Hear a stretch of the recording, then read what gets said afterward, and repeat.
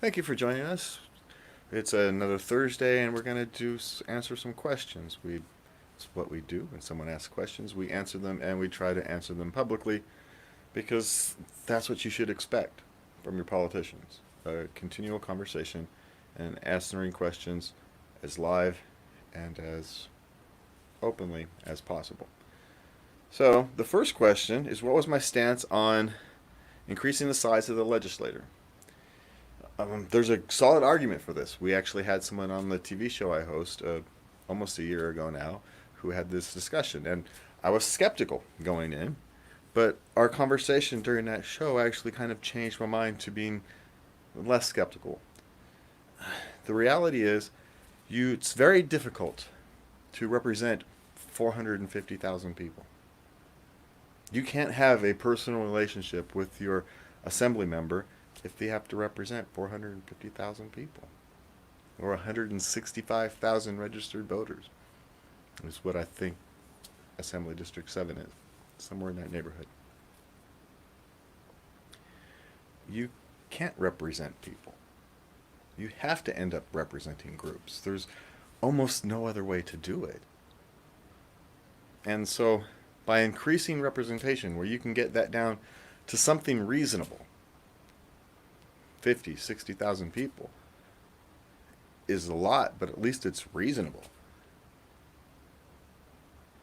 There's a solid argument for that. There's problems with it that have to be discussed and worked out, and I think we can start that conversation here. Maybe this is a good place to start that conversation because someone has to start it. When it goes to the Senate side of the Assembly, of the legislative branch, I'm not entirely sure what that proportion should be, but the Senate is a different animal than an Assembly. They're designed to represent larger groups, to think longer term. That's the purpose of having a Senate. And so there is an argument for the Senate to have a larger representation. I suspect it should be increased, but probably not as much as the Assembly. The other question we had was about proportional representation, which is various political parties. My understanding of it, when we back up, is that various political parties get a seat at the table, so to speak, a seat in the Assembly, based upon what percentage they have of the registered voters or of the voting public. And my problem with proportional representation is that it leaves the party more power than people. I don't want to increase the power of the political parties. I want to reduce the power of the political parties. And so you're actually baking in political party power in a system with proportional representation. What you do is you make it easier to run by simplifying campaign finance laws. The biggest barrier when I went out looking for someone to do this other than me was campaign finance laws are too onerous. They're too complex, they're too confusing, and that you need to hire a staff to be able to take care of it. I'm lucky here. I found a volunteer to take on that task. But it's a great responsibility. It comes with a legal responsibility. Minor mistakes can kill a campaign like ours. And if a campaign has hundreds of thousands of dollars, they can hire someone to do it and they can pay the $10,000 fine.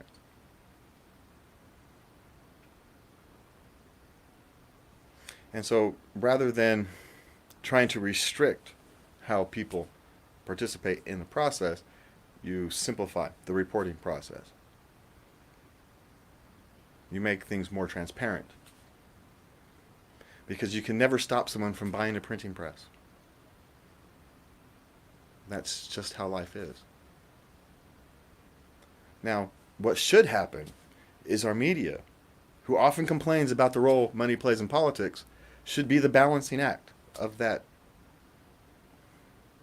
They should be giving those without money access to counterbalance the importance of money.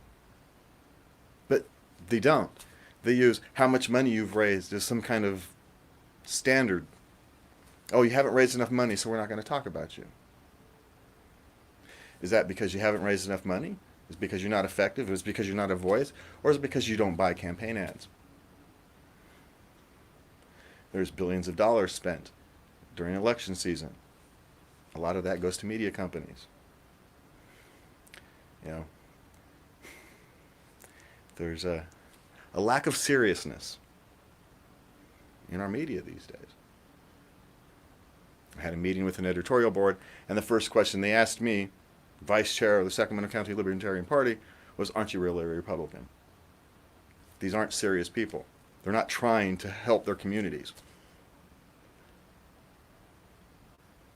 I don't know what they're doing. There's a reason newspapers and traditional media are in trouble. Their goal is to no longer help inform the public of all their options and what's really happening in their communities. They have their own agendas. It's not for me to determine what those agendas are, but they're not mine. And our third question, we had, what was that? Instant runoff voting or ranked choice voting. And I'm a soft supporter. We have some experiments going in Maine, Connecticut, Massachusetts, I don't remember. A couple states are actually trying ranked choice voting, and we'll see. I'm interested to see how it plays out. I don't want to jump in without seeing what has happened in other states. You know, this is one of these things where just because it sounds good doesn't mean I should jump in with both feet. Let's let other people do that, and we see what the results are. Because it may not end up being any better. It may just be more complex. It may lead to more confusion and more divisiveness. I suspect it won't, but I want to see what happens. And that's kind of a mindset that we talk about here, is we want to have discussions. We want to talk about things more. We want to have more voices at the table, because that's how we learn. It's how we get better. One of the things I was going to talk about before these questions came up was I was going to talk about my failures on this campaign trail.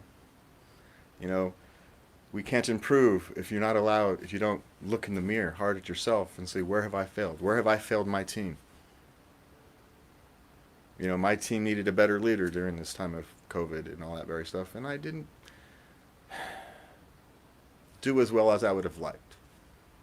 No one's going to blame me, but in retrospect, in hindsight's 2020. It's hard, it's easy to be hard on yourself, but it's how you get better.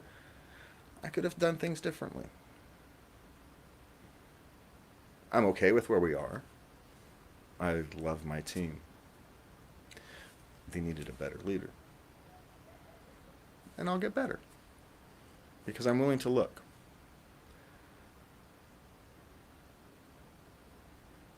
And that's what we need to do with our politics. We need to be willing to look. We need to be willing to pull back the curtains, to see what's going on, and to have those difficult discussions on how to fix these things. Some of those fixes will be structural, where we say, you know what, we need more representation. We need a more balanced representation. We need to add assemblymen. Some of those discussions will be about mindset. What are we asking our government to do? Are we asking it to do too much? Is the reason it's failing is because we, as voters, have asked too much of it? We're mad at it because of what we've asked it to do. It's a possibility. And if we're not willing to ask the question of ourselves, then how can we get real answers?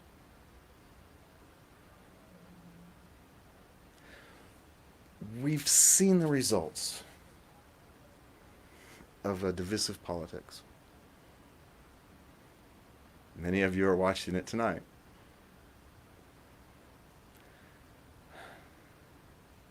It doesn't have to be that way. It can be different. We can look forward. We can have disagreements without being disagreeable. Honorable people can have honorable disagreements. We can compromise, but we can't do it without empathy and compassion. Thank you for your time. Good night, and love everybody.